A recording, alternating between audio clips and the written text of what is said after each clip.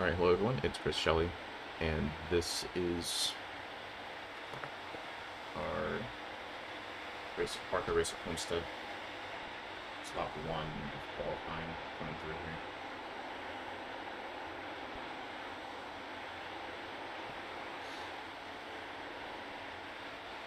Qualifying, I hadn't really gotten this place figured out. I definitely did a lot of long runs practicing for this, even though I still made some mistakes. I think it's a good race to review on for where I personally had fun with it.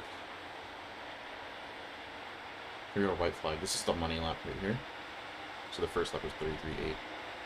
My qualifying run, basically, I just hit the brakes a little bit, tried trail in, trail out, and then wait on the throttle for a little bit, because it's really loose early on in the run. I could have used a lot more track there. That was something that I look back on. I was like, I really could have gotten more aggressive, carried more 3-speed through the center a little bit. But yeah, I like running this like middle line right above the seam. I know people that have used the old Homestead surface before. That's generally what the line was. I still feel like that's a pretty strong line. Some people are running higher, some people are running lower. I just like that line. It seems like a good balance of like getting an extra progressive banking, but not going too high, just making the track too long and wearing out your tires. Let's move on to the race. Alright, so here we are prepping for the race, pace laps.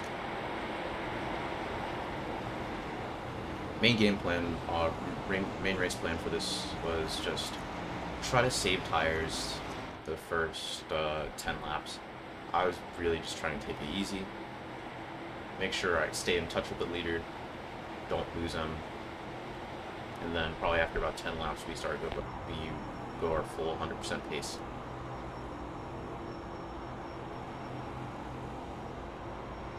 Again, with these ARCA cars, you're guaranteed to have that green flag run, so there's no need to force anything and rush going all out straight from the get-go. I think that just hurts your tires. You're just extracting literally all the grip you can immediately, and it's not going to yield good results. So here, 6 car wanted me to run the white line. I think I had equal rights to the line, so I didn't go all the way down. He expected me to go down on that lower banking. Kind of expected that again. I think this time he realized that I'm not going all the way down there. So I took the spot. This is one of those racing fields, like, you're not sure exactly how much space they're going to give you. I still give them plenty of raceable room. That's obviously like a very raceable room. You can see the 10 car starting up high, like really high here. So, I'm there. Like, I don't think it's dirty. You can see me getting off the gas really early and just letting it coast in. These first few laps, I was literally just trying to hold back this entire run. And you can see I have this big crash behind us as well. Forgot about that. So the 6 car, I don't know what they did. It's like it came up with somebody, they went clear, and took some people out. It's not what you want to see, but that's what happens.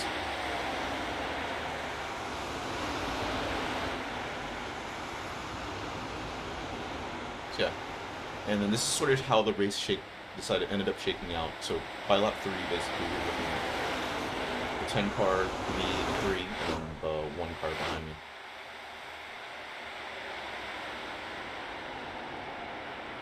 So at this point, my race plan is still the same. I save tires to lap 10, and then run the 10 car down. Especially since the 10 car is running the high side. The thing about running the high side at most tracks is that you're just gonna wear out the tires more. You're not getting, your cornering radius is smaller, and you're just putting more load through the tires because you're running that smaller cornering radius with a higher speed because just grip levels. So that's just going to wear out your tires more. Even with progressive banking, maybe being able to dull that a little bit is just, you're still wearing them out.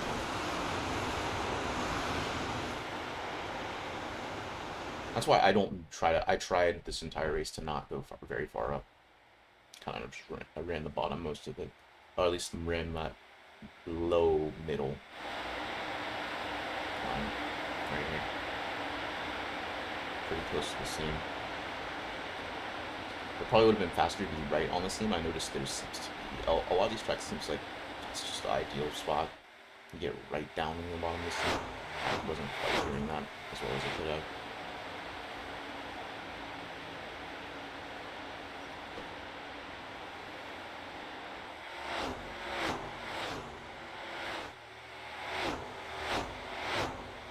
Car behind us, he wasn't bad. He was fairly strong later in the race, but I think just time, he couldn't make up all the time he lost at the start. That's what the interesting thing about these ARCA races as well is, like, yeah, you have a 35 lap run, but like qualifying definitely doesn't matter, because no yellows, right? You're not going to get bunched back up again. Where you start is where you start, and the time you lose at the start, you're never going to get that back unless you're just faster by a lot.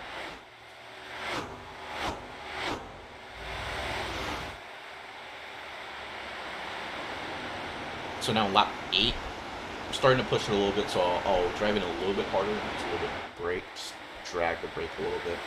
I'll put on a little bit more of a trail braking type entry, I think. I was kind of holding it for a little bit. But you can see it was very light brake. You saw that, like 6%. It's very light. For these wide sweeping corners, you can't really throw that much brake in it. You're just carrying so much speed and trying to get so much lateral movement that you just can't brake that hard.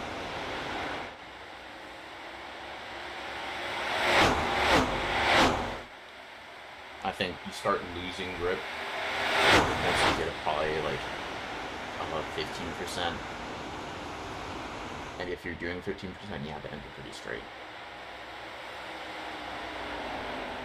At least at this point in the run with the sort of line I was running.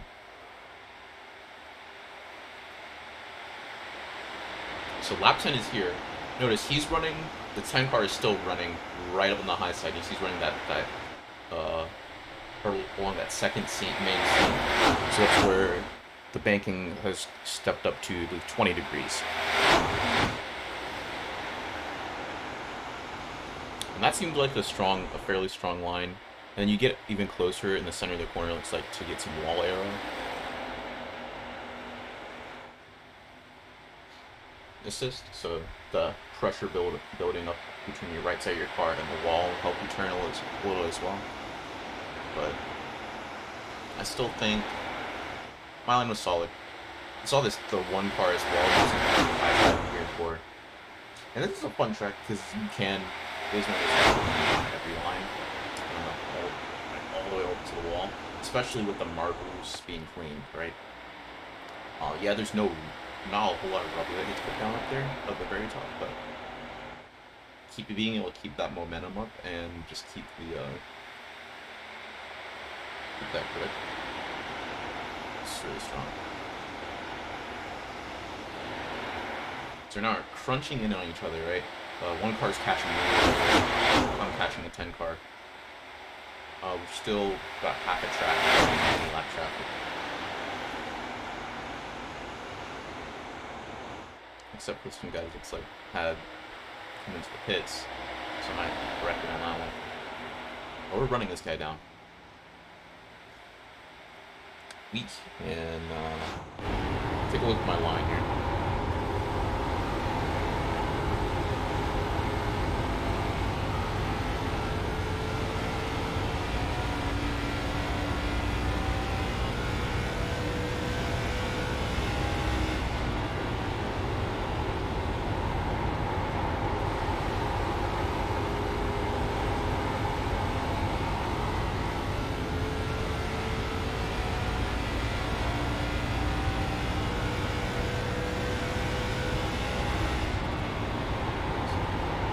Pretty low, gets out of C, step to the throttle, lean back out of it, and then get back in it. You kind of step and hold it. The 10 car kind of just made a mistake there. Lets us get around him.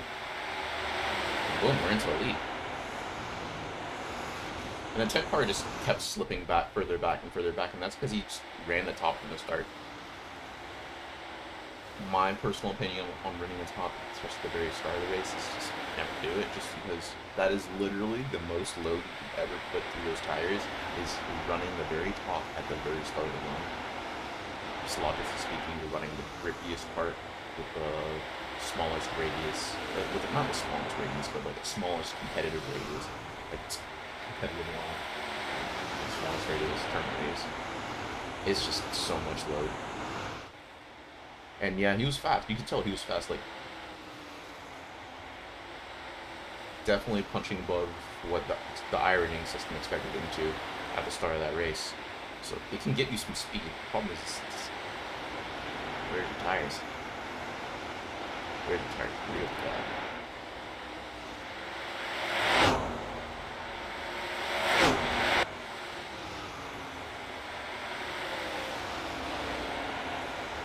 So now pushing up on halfway. Lap times, notice that lap times haven't fallen off that much. Keep it, so the qualifying times are about 33.6s. Us up here at the front, like we're running 34.4s. So we haven't even fallen off a second yet, 17 laps in.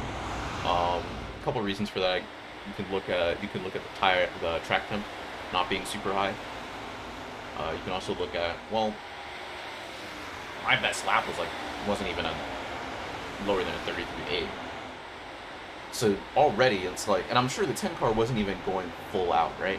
He's definitely, I assume he was trying to save at least a tiny bit at the very start, maybe at least a tiny bit. So you gotta save the tires and kind of get rewarded from that. You can see that 10 car is just falling off. I don't know if he's started slipping his wheels, getting angry at it, turning the wheel too much, but he's falling off. Tire wear is huge. Tire wear is always huge, but especially at a mile and a half like this.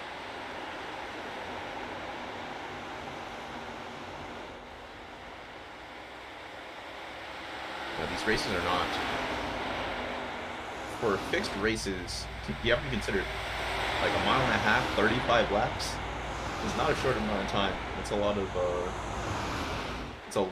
of work these tires have to do. You're guaranteed 35 laps. You do not want to take off as hard as you can at the very start. You want to just you want to control that a little bit. But it is a balancing act, because if you save too much, like I think I've shown you some races where it's like, if I save too much, like in the Phoenix race a couple weeks ago, if I save too much, then I run out of time to catch them back, even if I have better tires. Speaking of catching me, this one car was falling.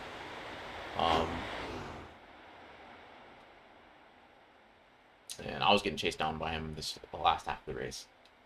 So honestly, my tires aren't that bad. I think I was getting a little bit of understeer. I tried adjusting the brake bias a little bit. But I'm going all out. I think I could have done a little bit more to get the car turning off the right rear.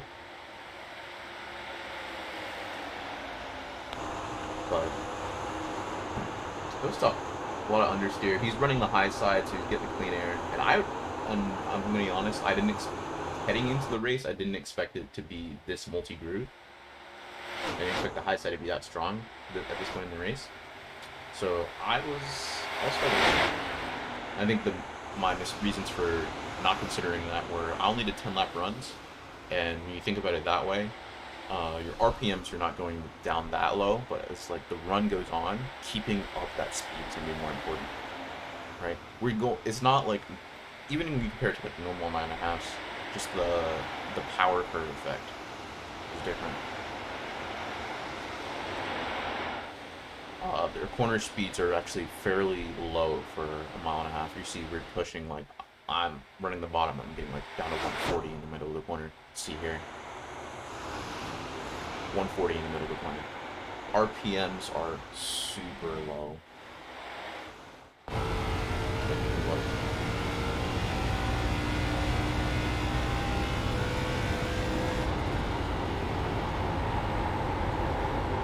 under 6. You can hear that engine kind of just like, can we go faster a little bit? Like, and then we get back into it. I think that's one of the weaknesses of that one, of this running the bottom on the long run. Especially when you're trying at this point in the race where you're just looking for speed. And that's why the one car moved up to the top.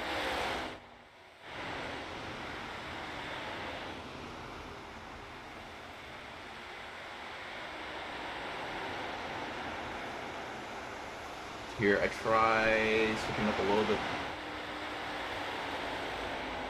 I tried moving up a tad bit. I had a feeling it wasn't gonna work. Another thing with these banked tracks, right, is like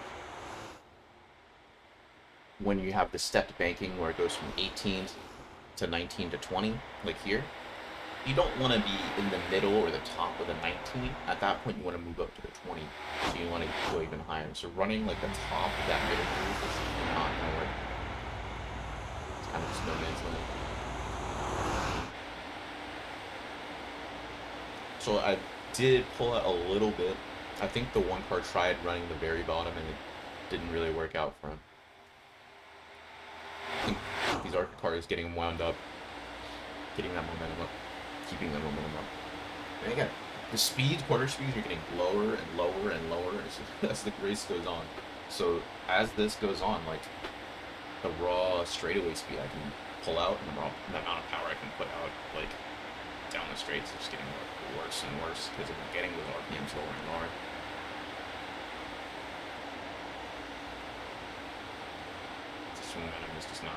Momentum just isn't there on the straights.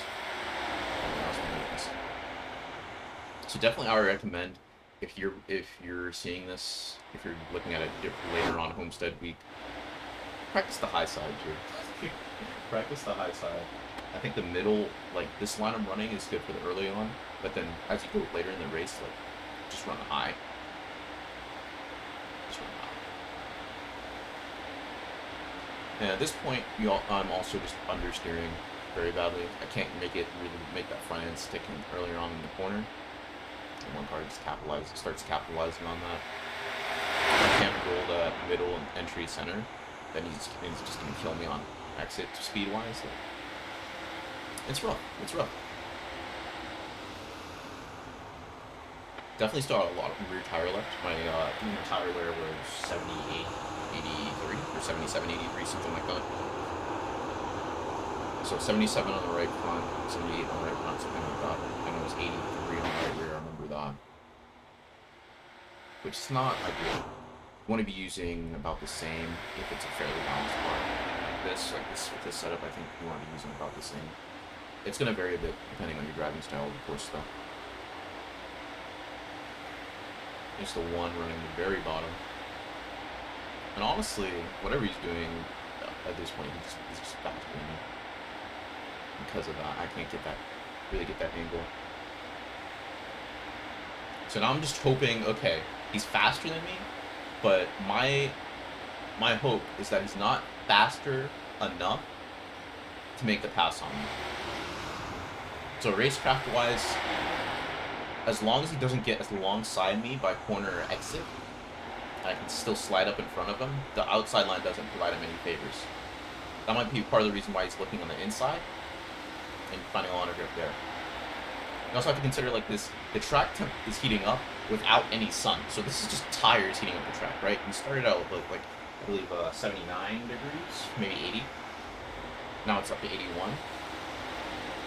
The two places where that's heating up the track is the line that he's running along that top seam, and then the second line that I'm running, because I know a lot of people are running this middle. So he gets a good advantage by running that very bottom, because that's just clean track, and yes, there's less banking, but at this point in the race, it's a little faster. Now I have black traffic as well to deal with.